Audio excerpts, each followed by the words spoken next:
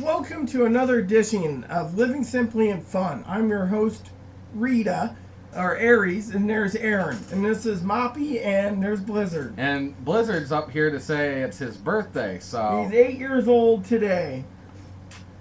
Yeah, you're getting to be an old man, aren't you? 8 times 8 would be 64 years, and dog times or 7 times 8 is 56.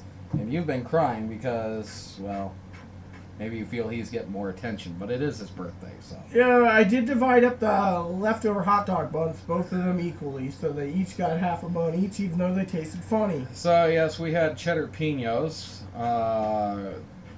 Rather costly meal. I remember them being almost $7 a meal. Rita said that they're closer to $4.99 or $5 a meal, but frankly, it could be broken into 2 meals for one person, so it could be less money. But I eat all 5. I know, I'm fat. Probably part of the reason why. But she eats the same amount. Actually, she eats more than I am, and she's not. So, we had that along with Goldfish, mac and cheese The from nacho Pepperidge cheese Farm. flavored. It was nacho cheese flavored, and it was a good pairing. We also had some frozen hot dog buns, which kind of got a little soggy from some ice and tasted kind of funny from the whatever it is that cools off the freezer, the coolant, Freon, whatever. I don't know. So, Freon for freezer. anyways, we'll get to our conversation here. Today on is religion part 2. So we left off talking about how one can go about, teaching the Bible without teaching the Bible. Through our actions is one of the best ways that we can. By living a good life. By that it means, you don't lie, you don't cheat, you don't steal, you're always polite and kind, you help out where you can.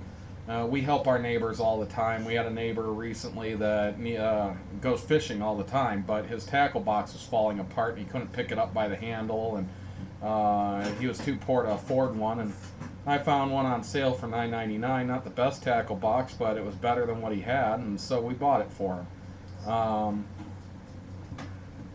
Christmas is around the corner. I need a giant tackle box. Yeah.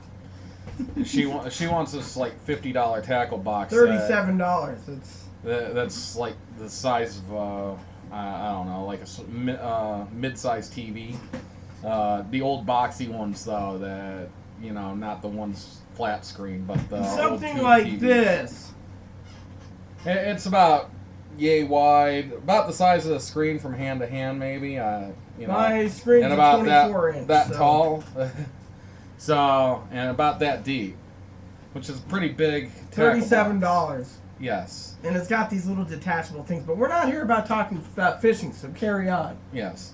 Another thing is he's got a granddaughter who lives with him who's 14, and they didn't have internet, and she's in school, so we hooked them up to our internet so that she could do school projects and stuff from home. And we fixed their computer for them because their computer was broken. And it needs to be fixed again because they don't know how to maintain it. And also, fixing it was a fairly cheap thing because one of the things that it needed was a new keyboard. The keyboard was broke. Also, I got to install a new CD-ROM drive, but here's another thing that I did. I also, downstairs, the lady behind me, Miss Pack Rat's what Aaron calls her, she's got a computer that needs to be repaired periodically, and she messes she with gets me. viruses like crazy. Where she's going online, I have no idea. I asked her, but she doesn't tell me. As far as I know, she's only on Facebook and plays like 2 apps, and that's it. So she's getting it somewhere, though. I bet you it's from following bad links that her friends post, and she's like, "Oh, look, what's this?" I have a little pop-up that says, "You've won." You know how those games always have those little pop-ups. Criminal Case is terrible for it. I mean, you're the 1 millionth player. No, I was the 1 millionth player 5 days ago too. How do people fall for those things? I don't know. I mean, I go to websites at times. For example, I go and browse like eBay or Facebook at times, but I don't post my Facebook wall or say some other stores that have apps on the side, like say Google has all these apps on the shopping or the searching. All of a sudden, I get a pop-up on my my McAfee saying this site is unhealthy for you or not trustworthy. Do you want to go there anyway? So no, I didn't even click the link. Block it, and then it goes into a special thing. It blocks it, so my computer's protected. So and we let another friend in the building come over and use our computer because she had a relative that was online that she wanted to comment to, and she couldn't from her phone. One night there was a girl out here that was stranded, and she was asking us if we had a phone. We didn't have one, but we do have Magic Jack, so we invited her up to use our computer to make a phone call. That's a Magic Jack device. Plug into the USB, get unlimited phone calls, which, by the way, just a little quick story behind it. I brought it home one day when my Uncle Donnie was around. He thought it was a good deal. And this guy here raised a stink for about, I don't know, a week over it. Finally, he got to use it, and he says, hey, this ain't bad for $33 or $40 for the first initial I've gotten year. to like it. Another thing that I've done is there's a single mother in the building who's got 3 kids, and well, she's not really technical on things, particularly like bikes and stuff, and one of her kids' bikes, their chain popped, and I fixed the chain for them. There's all sorts of things that you can find to do to help people out that don't cost you anything. I keep threatening him because he's got a neighbor that's noisy. I keep threatening him that a day at Christmas time, I'm going to go buy a fire truck for that little kid next door. Just so the kid's got a fire truck. Well, the family takes good care of them, though, surprisingly. I thought they didn't at first, but they did. I thought it was a fire truck. He's got tons and tons and tons of cars as toys. He loves cars. So, that's one thing. There are other things, too. For instance, you can reiterate certain stories of the Bible without having to say, oh, like David and Goliath. And you don't have to go and tell the story of David and Goliath because the main premise of the whole story is that it's overcoming greater obstacles than oneself. It's not necessarily about David killing Goliath, even though that's how people look at it. But really, Goliath was this huge obstacle. 9-foot guy, I think it was 7 or 9 foot. I think it was 9 foot. How could he possibly stand up to Goliath? Well, he managed to. With a slingshot. With luck. A slingshot and right in between the eyes. You can overcome obstacles no matter how great they are. And that's really the story of David and Goliath. There's another thing for religion here. For example, people slip to me, and I gotta tell a quick story here. A Jehovah's Witness used to tell me, barbecue me, saying that, well, if you're reading the Bible, you need to read the Old Testament. Well, the Old Testament was put away for the New Testament. But I'm not here about ramming down what's what. The thing is I basically said the prophets and the Old Testament was there to mark us up to when Jesus came. Here's the kicker. Prophets were God's speaker. So, for example, I think it was Isaiah who said there won't be any water for 3.5 years and no rain. He kept his promise, and one day, if everything was fulfilled, they got rain. So technically, the prophets were there for a reason. They were there to say, hey, I'm a speaker of God, follow this, follow that, or hell's going to break loose, blah, blah, blah. Well, nowadays, people don't even think about it. It's like, oh, well, it's the Old Testament, doesn't mean anything. Well, to me, it does, but it doesn't. The Old Testament has a lot of great meaning to it. In fact, like you said, David and Goliath. A lot of our childhood stories come direct from the Bible. Maybe not same characters or same situations, but look at the little train that could, that was overcoming a great obstacle. It was essentially the story of David and Goliath without being the story of David and Goliath. So, as you can see, there are ways to tell the stories without telling the stories exactly, using names and stuff. Most of the Bible is moral lessons. Not all of it. There's actually quite a few things you don't want to have as a lesson of morality because it's immoral, but it's still in the Bible because this character did do that, supposedly. I don't want to get into whether the Bible's fact or fiction or anything like that. Just thinking of that, too, because I've seen a lot it's of a matter of individual taste. Exactly. It's what's in here that counts. It's a matter of individual belief, and that brings up faith, which we'll do in another topic, but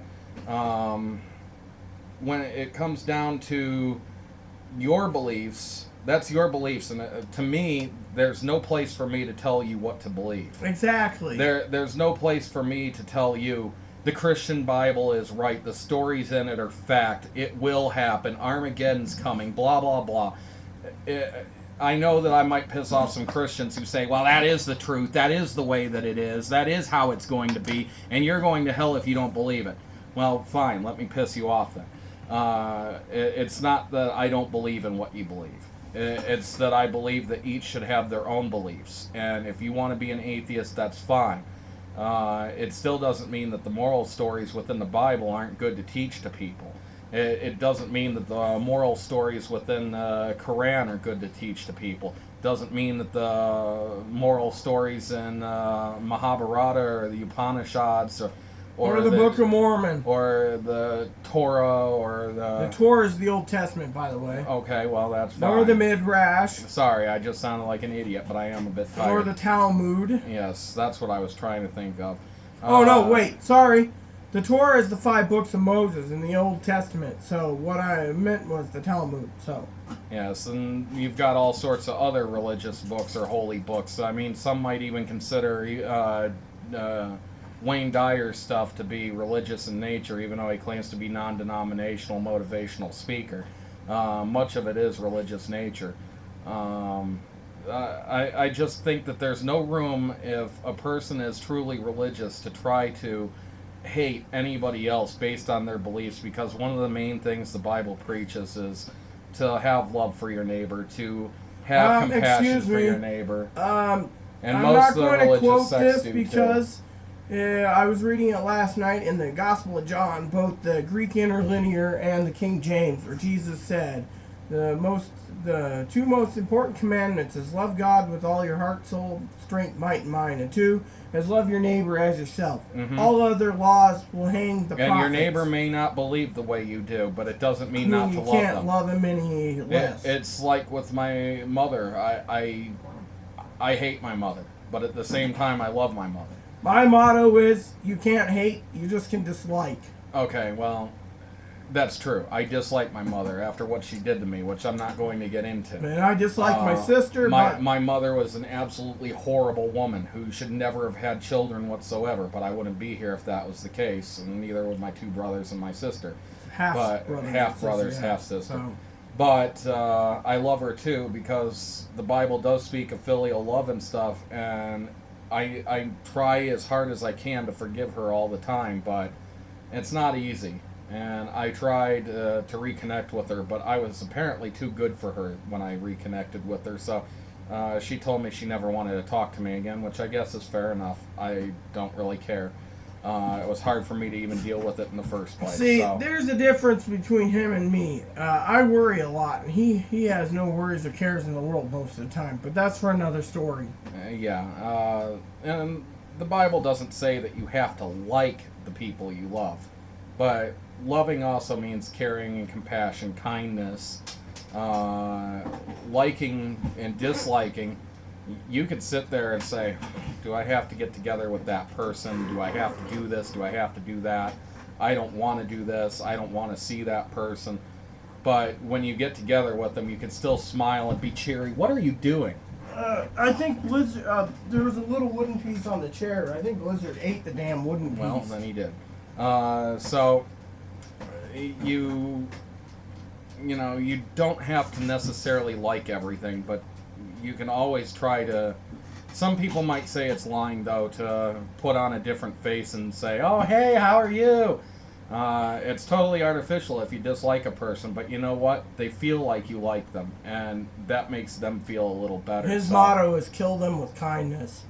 Exactly. It's the best way for things. We should finish this up, and then you look. Come on, you're showing your butt to the screen. Sorry. You're ruining the whole video.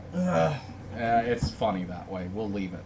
So, anyways, that's all I got to say. Aries, you say something, I'll look on the floor. Well, I have to agree with what he said completely and thoroughly because of it. And, basically... I found it. The dog didn't eat it. How you lost it out of your chair, I don't know. Anyways, the bottom line is, personally, between him and what he said, it's true. Everything he says is true. So... please add and subscribe if you like. Please post comments in the box if you like. And please add us as a friend if you like. Thank you. Tune in tomorrow for the next part. Next part is religion or faith. That'll be a continuation of religion. Religion part 3. Thank you.